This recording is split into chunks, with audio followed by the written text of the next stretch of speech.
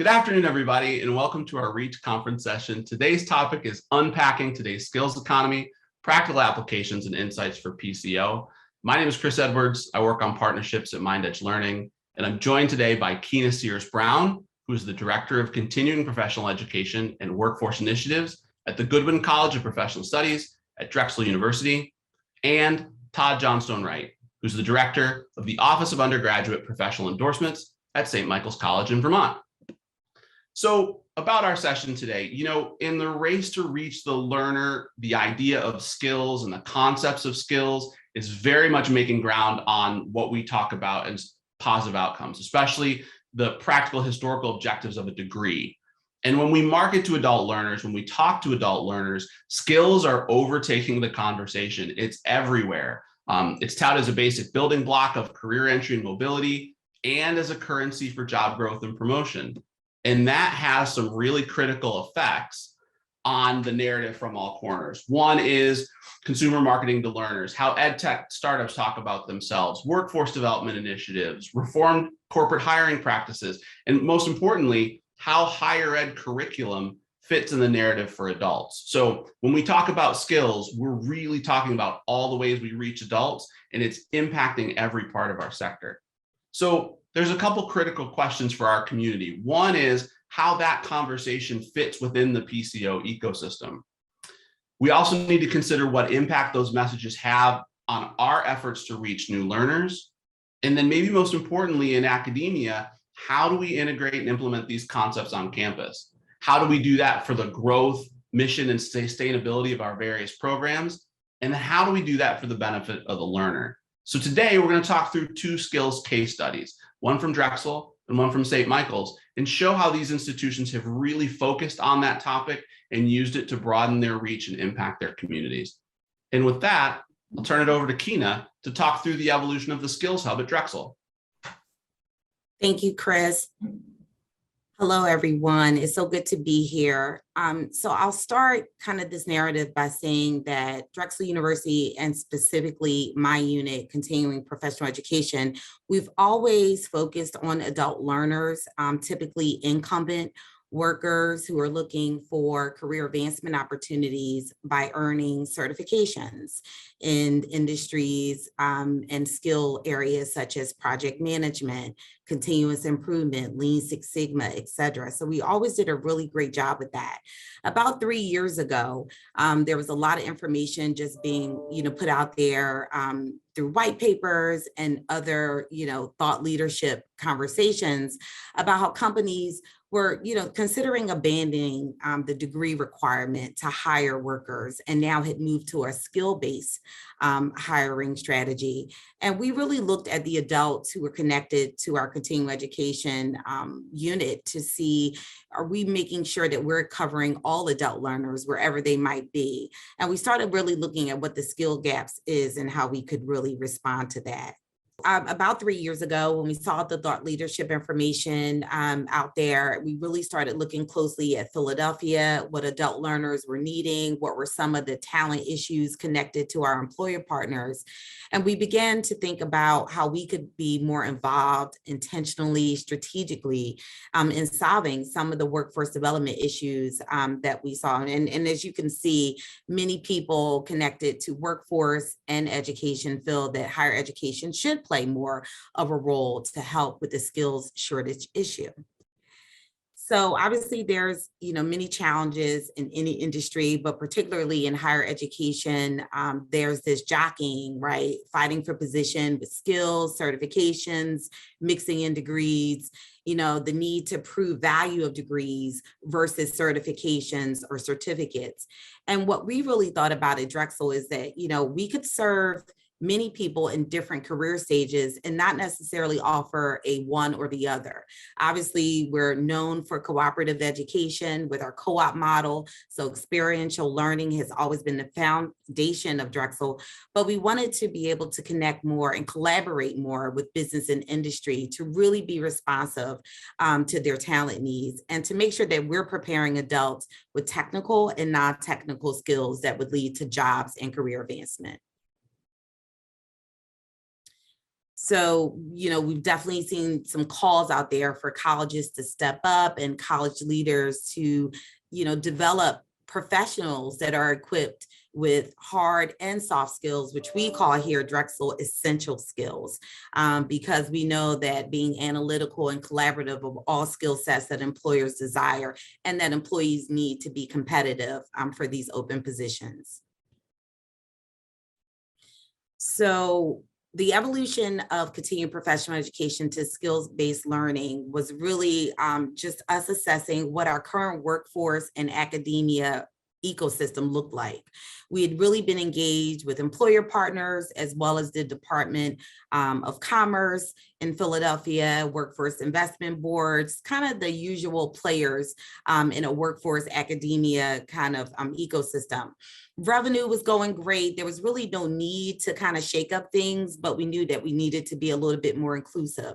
So we developed a model called the Skills Hub, which would now get people more on a dedicated pathway to degrees, to certifications, to certificates that will help them be more employable wherever they may be, whether they were currently working or underemployed or totally unemployed.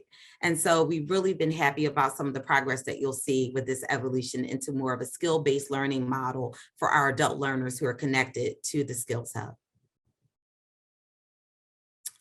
So I talked a little bit about that hybrid skill set that's desired. And as you can see, employers are demanding that as well.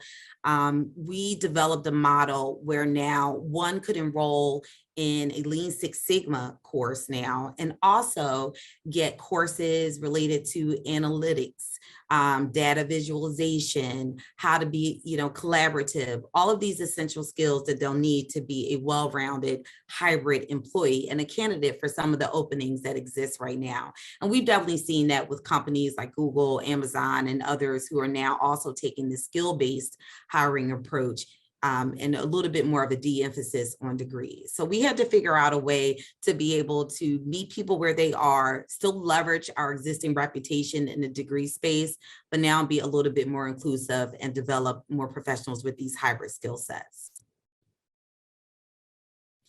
So as I mentioned, we're in Philadelphia. Unfortunately, the city experiences still high poverty rates with many Philadelphians not being able to compete for these jobs because they don't have a college degree, but they still need access to, stable family sustaining wages. And so on the next slide, you'll see that we looked at information that was put out by the city of Philadelphia to talk about what middle skill careers look like. And you can see the industries that are considered middle skill careers. Now, manufacturing, IT, business services, we've always engaged employers in those industries through developing certificates and certification pathways. But what was happening is a lot of the adult learners who really needed to access this, not incumbents, they were priced out, right? Some of the certificates can be costly. And so we wanted to build an infrastructure where now we could perhaps, through workforce development, be able to offer those same courses to adult learners, really focusing on those middle skill industries, such as manufacturing. So the Skills Hub is now a lifelong learning community here at Philadelphia, at Drexel in Philadelphia, where adult learners are engaged in professional skill tracks. Once again, really leveraging that hybridized skill development that's needed. So we've actually incorporated Mind Edge courses as a way to build out those professional skill tracks. For example, someone who would be enrolled in a web development course would enroll in Mind Edge, self-paced, asynchronous courses to get up to speed and see HTML, CSS, and other germane foundational courses. And then they would go into a pathway with an enrolled course here at Drexel. So we were able to create those professional skill pathways just through the power of partnership with those Mind Edge courses, which has really been a game changer for us and given more opportunities to adult learners to kind of start on their own pace and then develop into more specific courses here at Drexel. And we also include in the Skills Hub workforce boot camps, short certificate courses, as well as career navigation and support. That was something that was direly missing from our infrastructure. As I said, we supported incumbent workers, but not necessarily non-traditional adult learners, and thinking about the different steps that they would have to take to even get to a certificate completion or a degree. So we're really happy, and you'll see in a moment example of that evolution, how it's working for us right now. The goal, as I said, is to reach incumbent workers and those in underserved populations. So people of color who've been impacted by pandemic-related job loss, opportunity youth between the ages of 18 to 24 who are kind of thinking about what's their next move, and also returning citizens, making sure that the formerly incarcerated can also get an opportunity to get on a pathway to family sustaining wages. So our goal of the Skills Hub is to truly meet people wherever they may be on that career continuum. So this has evolved into one of our biggest highlights in the Skills Hub. As I said, we were putting together that workforce ecosystem, and we were funded by the Philadelphia Department of Commerce, one of our workforce partners, to be able to offer MCAP, which is the Manufacturing Career Accelerator Program. And you see here, this is our last graduating class of 21. We were able to graduate 33 adult learners who have been impacted by the pandemic. They were coming from retail, hospitality, other industries which really were hit hard. And now they're enrolled in this 5-week program where they're earning certifications in manufacturing. Once again, that middle skill career segment that we were able to design a program to help them earn certifications like Lean Six Sigma, OSHA 10, get the essential skills that are needed to be employable and represented to an employer quite nicely. And so we have kicked off MCAP 22 actually a couple days ago, which we have 20 more professional students now enrolled in the program. So we're really excited about that because that was one of our goals, to be able to meet people where they are, and we're making an impact. And as you can see by the demographics, it's really diverse from, career experience. Just to note that, many of these people are career pivoters. Also, educational levels were really diverse. Once again, just creating equitable access to education and professional development at Drexel and at the Skills Hub. So more to come with the Skills Hub, but we're really happy with the progress that we've made in just 3 short years to build this infrastructure at Drexel. Thank you, Kena. That's an amazing story of just kind of how the mission at the College of Professional Studies has continued to evolve to meet learners where they are and really embrace kind of the narrative of skills and what that means. So many kudos to you for that. With that, let's turn over to Todd to talk about the story at St. Michael's. Thank you, Chris. I appreciate the opportunity.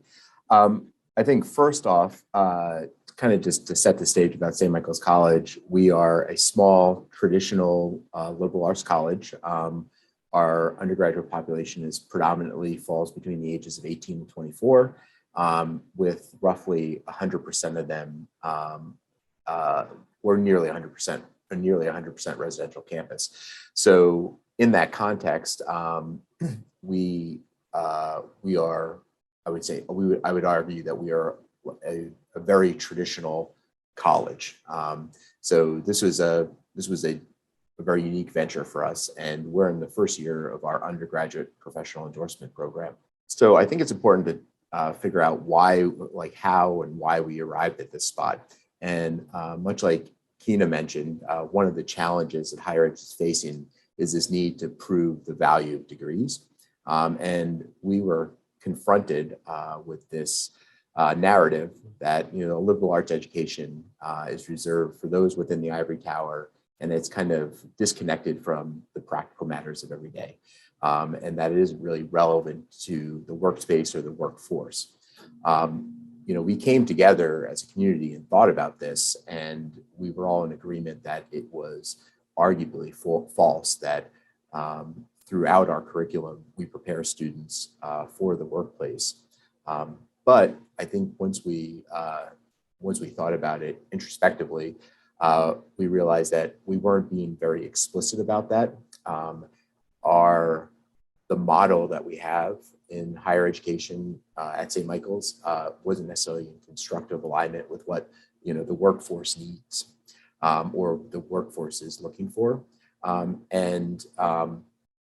How could we be more explicit, if you will, about both to parents, prospective students, and employers that when our students leave St. Michael's, that they are not just prepared for the workforce, but they're primed for success.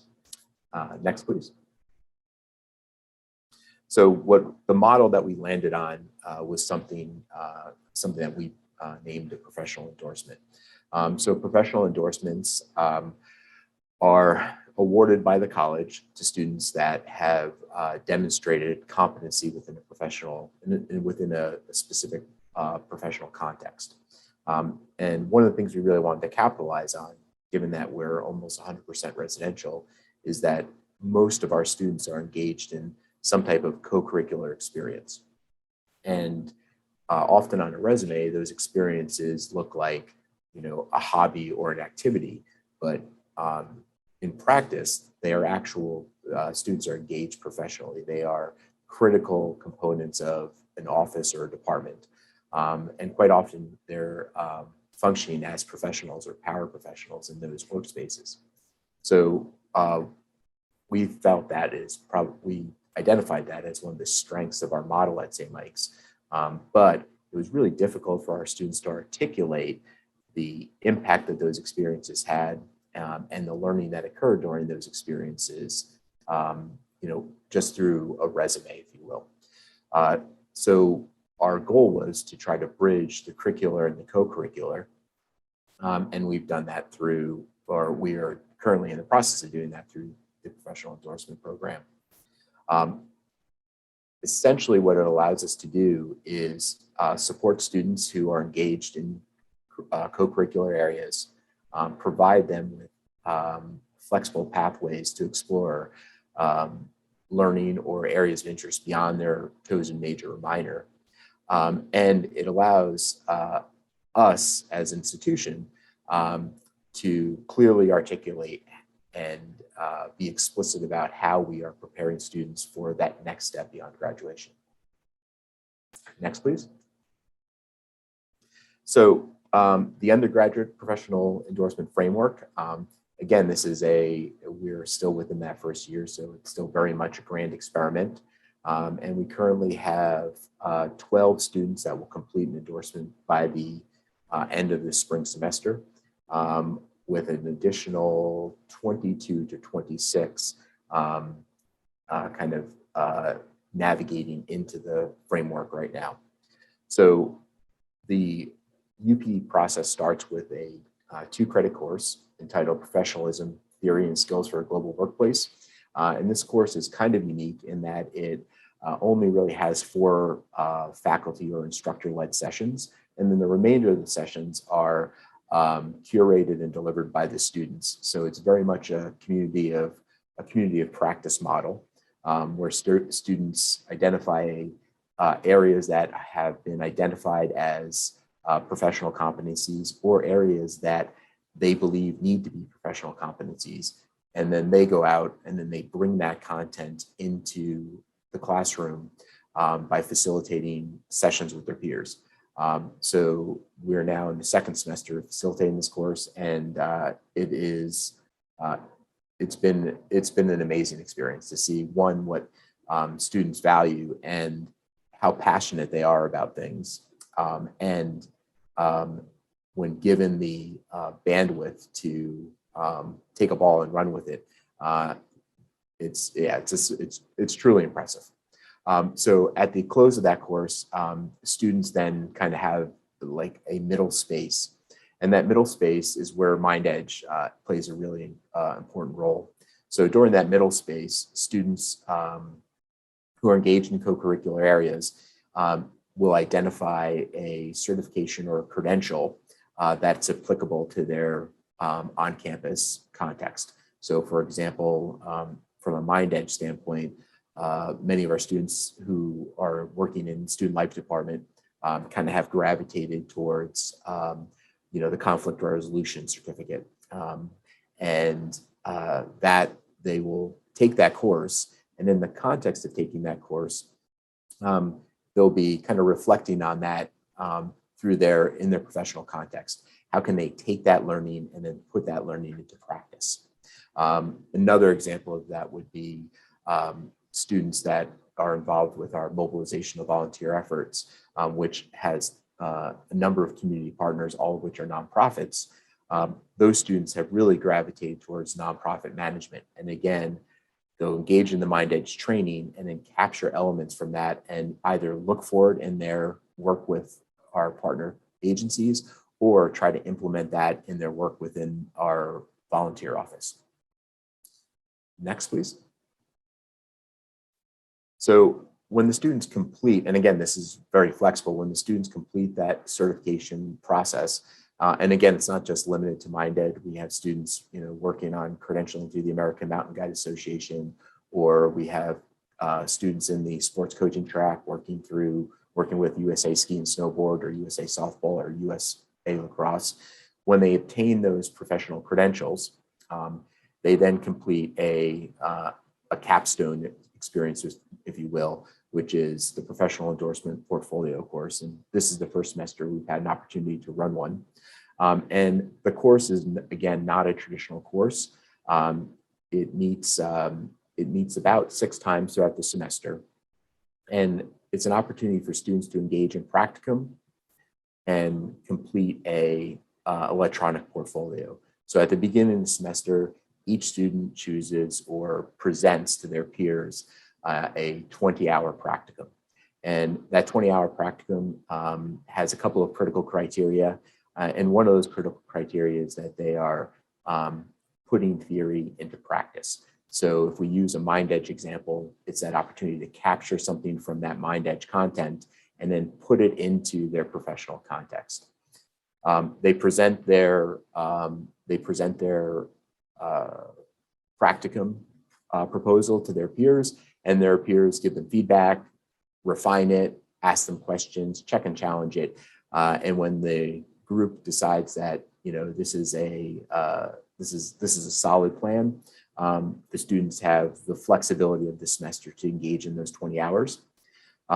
While they're engaging in those 20 hours, they're also working on an electronic portfolio. And this is it takes the shape of a web page, although our rubric or our criteria for it is relatively flexible, but really that's designed to kind of support their undergraduate resume. It makes them more of a multidimensional person. And then throughout the semester, during those 5 sessions, they check in with their peers. We meet, we discuss progress, we discuss or strategize around any roadblocks that might be happening with their practicum, which in the midst of a still ongoing pandemic, those roadblocks have been many. But again, it's the community that kind of works with one another to figure out how they can kind of navigate through those. And then at the end of this process, they will be awarded a professional endorsement. And currently we're using Credly as a badging, if you will, way to award that endorsement. And then that way they can have that endorsement shown on their LinkedIn page and then through other various platforms that they might be using for future employment. And that's kind of where we're at right now. And again, this is the first cohort completing the process this semester. Nice, Todd. Thank you for sharing that story. We have a couple of minutes for Q&A, and I want to kind of draw out that these are 2 very different institutional types serving 2 very different populations, and yet a lot of the themes are the same related to how a skills-based approach really impacts the learner in specific ways. And Todd, you said something about articulating the experiences that students are having, right? And I think the same kind of lives in Kena's world as well. I wonder if you might talk just a little bit about how that articulation of experience impacts what people perceive about the outcomes of your programs. Todd, maybe if we start with you. That's an excellent question. And again, we're working in a future space right now because we'll find out after this first cohort goes through and we start collecting some data on them. But our hope is that, I guess it's better to put it into an example. We really believe that all of our students, when they graduate, they go into an organizational context as recent undergrads, whether they're working in for-profit, nonprofit, governmental sector, non-governmental sector, education, whatever it might be, it's an organization. And all those organizations share common DNA. And so what we really want is we want that student who is a philosophy major and a gender studies minor, but also knows that they're going to be working in an organizational framework after graduation, to be able to collect the tools that they need for success in that space, whether it be, Six Sigma or whether it be digital marketing, whatever that might be. And they're working on those tools currently, potentially through a campus office. But the ability to say to an employer, I have experience doing this, and I also have a credential that shows that I meet a minimum standard, that I am able to perform the following functions. I think that is really that's the message we're trying to put out there, or we're trying to give students the ability to express that their work experience on campus does translate directly into that workspace, and they are more than just their major and minor, that they have a much more robust skill set. Awesome. Kena, the same. I know for your learners, there's probably more direct job outcomes that they're hoping to achieve. But in the same vein, tell us a little bit more about how they're articulating that experience and maybe how the skills focus is different than some of the other programs you guys might offer to the adult learner. Sure, thank you. Definitely want to echo a lot of what Todd said so eloquently, so I won't be repetitive, but I will say, Drexel is known for cooperative education. And so I think the university, this opportunity within our small unit has, made the university take a little bit more of a strategic approach about how we can make greater impact for the lives of Philadelphians through this program. I know specifically for Manufacturing Career Accelerator program, we want them to demonstrate immediately to employers that they have these certifications, that they're able to articulate, their elevator pitch, to be able to identify and demonstrate to those employers those transferable skills that we really try to bolster in the program. And so for 21's graduates, which we had 33, we had a modest employment placement rate, quite honestly, because there was a ramp up needed to, make sure that all the employers that were in our ecosystem was aware that we're cultivating this talent for you. You're telling us you have talent needs. We want you to meet our MCAP graduates. Now in year 2, we definitely, even though we just kicked it off, we've, looked at some lessons learned in that first year. And now we have more engaged employers who are meeting with our adult learners in the program in real time. They're offering mock interviews, insights about company culture. And so what we're hearing from the adult learners is that this program is phenomenal. The value of it is beyond something that they may, would be able to afford. And so we're really just trying to narrow that bridge and break down some barriers to get people these certifications to earn wages, which our goal is beyond $15 an hour. So, talk about being family sustainable wages and all of that. That's our North Star with our employer partners.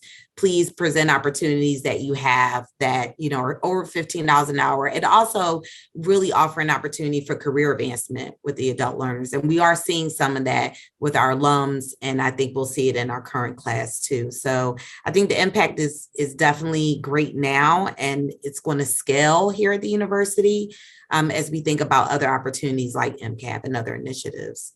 We're in an interesting time as it relates to higher ed, serving learners, and frankly, kind of apply the use of that time, effort, energy, and dollars into productive things, not only for the learner, for the institutions they attend, but also for the communities they serve, for the families they nurture.